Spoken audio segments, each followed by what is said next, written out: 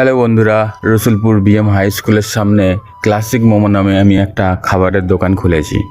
তো সকালবেলায় প্রতিদিনের কাজ হচ্ছে আমার ঘুম থেকে উঠে বাজার করতে যাওয়া, বাজারের মধ্যে মাংস নেওয়া, বাজার করা, আরও অনেক কিছু কাজ থাকে, সেইগুলো মিটিয়ে আনা।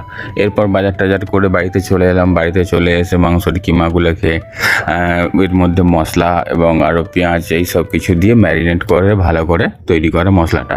কারণ মশলা যত সুন্দর হবে মোমো তত খেতেই টেস্টি হবে।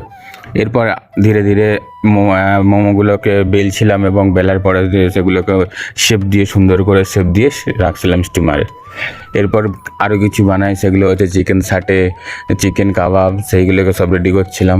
এবং ওই যে চিকেন কাবাবগুলোকে বাড়ি থেকে আমি একটু হালকা সেঁকে তারপরে ওগুলো খুলে তারপরে গিয়ে দোকানে গিয়ে ফ্রাই করি, তারপরে সার্ভ করি কাস্টমারদের। তো এইভাবে হচ্ছে বাড়িতে আগে ভালো করে সেঁকে নিতে হয়, সেঁকে তবেই শিক থেকে খোলা যায়। এরপর রেডি হয়ে যাওয়ার পর মালগুলো নিয়ে আমি বাজারে চলে এলাম স্কুলের সামনে এবং দোকানটা এসে শুরু করলাম। দোকানটা আমার লুকটা দেখতে পাচ্ছ ঠিক এরকম টাইপের হয়। এরপর আস্তে আস্তে কাস্টমার আসতে থাকে এবং এক এক করে আমি মালগুলো সব সার্ভ করতে থাকি তাদেরকে। কিছু ভাইয়েরা এসেছিলো, তারা চিকেন সাটে, চিকেন কাবাব এইসব খেলো। এরপর প্রায় অনেক মাল শেষ হয়ে গেল। তার কিছুক্ষণ পর দুটো ভাই এসেছিলো বর্ধমান থেকে, তো তাদের চিকেন সাটে চিকেন কাবাব দিলাম, তাদের খুব ভালো লাগলো খেতে।